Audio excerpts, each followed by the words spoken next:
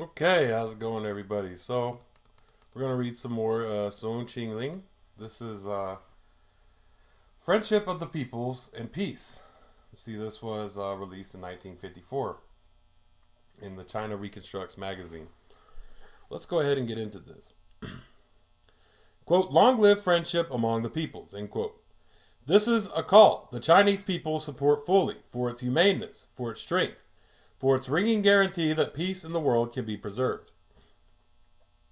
We believe that there is no fundamental cause for the peoples to quarrel with each other. We believe that the international disputes do not originate with ordinary men and women, but are injected by the few who profit from prejudice, splitting, and conflict. We believe that no matter what their differences in color, customs, worship, or politics, the interests of the mass of the people everywhere are common, and will sooner or later unite them. This belief is a basic tenet of our thinking. It is written into our law and guides our daily actions within our own Chinese family of nations, and towards the family of the nations of the world. Since the founding of our People's Republic, we have applied it faithfully, and we have been able in consequence to establish cordial, frank, and sincere relations with peoples from every corner of the globe. These are relations between equals, each concerned for the welfare of the other. They are associations by free choice, founded on understanding of the will of each people to be free and independent. Relations so based create rock-like solidarity.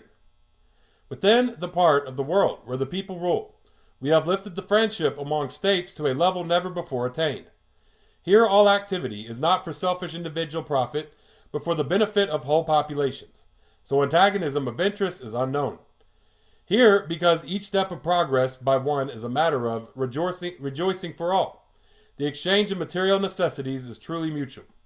Here, because cooperation is the way of life, all obstacles are surmounted to plan and effect vast constructive undertakings that change nature and improve the livelihood of man.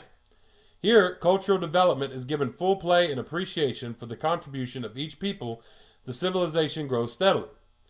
Past history has nothing to show comparable to the neighborly aid the Soviet Union has given China. It has dispatched its best specialists to help rebuild our economy from the ruins of war and reactionary mismanagement. It has transferred to us without any compensation railways and other enterprises in which the Soviet people made huge investments in funds and labor. It has sent the most accomplished of its experts to train our personnel in every sphere, passing on experience and technical information without stint. In our 5-year plan, it is assisting in the setting up and re-equipping of 141 major industrial installations, which will play a great role in the industrialization of China. We have many trade agreements with the Soviet Union and people's democracies. In culture, we have a constant exchange of books, films, delegations, students, dramatic, and concert groups on a scale never before imagined, let alone carried out. This is friendship in its fullest development. If it were left to the world's peoples, such would be the characteristics of every contact between them. We have proved that where states reflect the will of the people, wholesome relations are bound to develop. Friendship among the peoples benefit everyone. It allows the full concentration of energy and resources for the improvement of our own lives, and those of our neighbors with fear laid aside once and for all. The increasing broad and worldwide support for negotiations to settle the differences between nations indicates that more and more people are recognizing this truth. They see the immense expenditures of materials and money, which some nations are devoting to war preparations. Materials and money which the people need to live, to keep healthy, to take care of their children. It is only natural for them to make comparisons with the situation that would reverse matters, that would make normal relations between nations and peoples possible. It is becoming self-evident that friendship is the only sensible way. In the past half year, there have been new and significant developments along those lines. People are not only discovering the correct path, they are learning the value of following it with persistence. This, along with the heroic efforts of the Korean and Chinese people, led to the Korean armistice. That the warlords of Washington, as an American writer has called them, were finally compelled to sign the agreement despite their unwillingness to negotiate. That it now hobbles their continued efforts to turn the course back from peace to war, shows that even they can no longer ignore the wishes of the people. Before the armistice, it was the fashion among certain politicians to speak the word negotiations, only with contempt. Force, they said, was the only way to get one's point across. But their force did not work in Korea, any more than it could work elsewhere. The frightful losses they caused only angered the people further. Today, no statesman in a position of responsibility dares openly to oppose the idea of talking over differences, unless he is bent on political suicide. So now, we have come to another critical stage in international affairs, one which makes great progress, but requires us to see all the more clearly to keep our eyes open and concentrated on the objective, peace. On the one hand, all peoples are anxious to put an end to the provocations of the war-minded, to their constant probing and testing to see where they can start another fight. Everywhere, including the countries dragged into the Atlantic Pact and other military alliances, the people want to have done with constant uproar and tension. They do not want to let the opportunity of taking far-reaching steps toward general peace slip from their hands.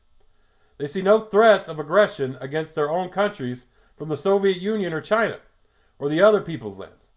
The proof that this fake stimulant is on the wane is the isolation of those who persist in shouting the alarm, the crumbling of such schemes as, quote, the European army, end quote, which the people would support if there were any real menace to arm against.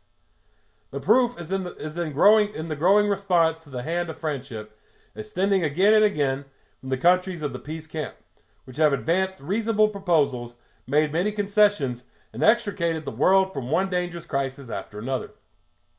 Quote, action instead of words, end quote. The enemies of peace sneer at us. Our actions are there. The people see them and understand. The evil trickery of those who concoct the thick black scare headlines is failing. It is perfectly evident who is constructing ring upon ring of military bases, boasting of how they will surround us, obviously intent on using them for attack. The peoples of the West, the other peoples of the East, want peace no less than we do. They are tired of the sword rattling, tired of the price they have to pay for it. What makes them particularly uneasy is that they are expected to approve of the resurrection of the very dregs of humanity, the Japanese military fascists, the German Nazis, the very forces which 8 short years ago they smashed with such great sacrifice, increasingly aware of the danger. They are demanding that their affairs be carried on differently, that disagreements be discussed on a give and take basis. The world wants to relax. Who needs attention then? Only the small group of corporation executives in high positions in certain governments, men of the stamp of Charles Wilson of General Motors, who being both the chief manufacturer of war materials for the U.S. government and its Secretary of Defense says, quote, what is good for my business is good for the country, end quote. For such men, things are good when enmity is rampant, suspicion brews, and disorder reigns. For them, war is the goose that lays the golden eggs of armament cells, which nothing can match for quick, high profits. Yet they too, in the present mood of the people, cannot be frank about such things. They are compelled to resort to slick statements about friendship, about how the world must realize that times have changed, about the old colonial patterns being outdated, about how the door to peace is never closed. At the same time, behind the smoke screen of words, they maneuver in quite a different direction. Hundreds of millions of dollars are spent for subversive activities in peaceful countries. Billions are spent to stifle independent struggles in Asia, Africa, and Latin America in support of the very colonialism which has been pronounced outdated. To prepare to turn the old war into a hot one. The men who do this, despite all they say, do not want the world to relax. The fight between what the people want and what the war profiteer wants is basic. Its outcome in each country in the world will determine whether we have peace or war. It is a fight to uphold the natural affinity between peoples who have no reason to bear arms against each other. It is a fight to frustrate those who want to thrust arms into the hands of deceived men for the purpose of slaughtering their fellows, filling their own pockets with blood money at the same time. Peace is scoring successes. In order that they may continue, we must be vigilant. It is required of us that we pierce the truth of every malicious web of lies spun to snare the people. If we could do this, the people will take the truth, make it their own, and act on it for peace.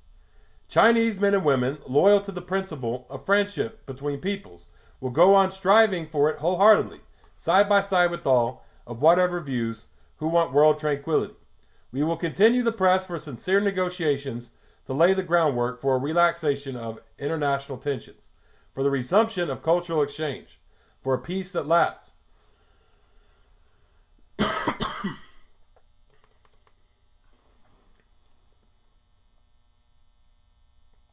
For a peace that lasts. Where was I? First of all, we call for a conference of the United States, United Kingdom, France, the Soviet Union, and our People's Republic of China devoted to this purpose. On the Korean question, alongside the Korean people, and in accordance with the wish of the majority everywhere, we will seek for a peaceful solution.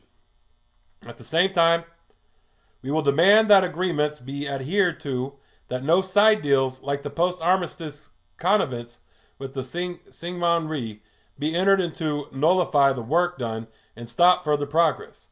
That under no circumstances should fighting in Korea be resumed. We will also strive for the termination of all other hostilities now going on and for their just settlement. The Chinese people, joining hundreds of millions of others in East and West, welcome and support every effort of the German and Japanese peoples to prevent the return of the militarists who have led them to national disaster and to take, at last, the road to peace and democracy. The Chinese people will join all those who want to end the actions that are destroying the prestige and functions of the United Nations. We want this international organization strong, acting as a forum for peace instead of a catspaw for war, worthy of the people's confidence. We demand that the UN Charter, won by the vast sacrifices of World War II, be protected from tampering. We demand that the true representatives of the Chinese people be seated on all international bodies. Without the representatives of nearly a quarter of mankind, no organ can deal adequately and effectively with any world problem.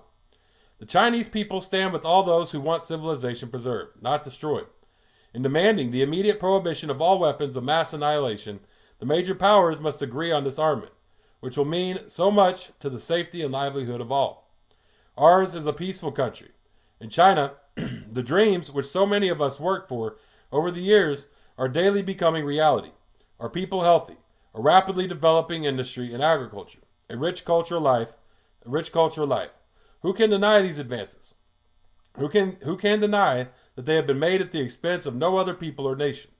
And in our further forward movement, it will be the same. Our system allows no different way, in all small things and big.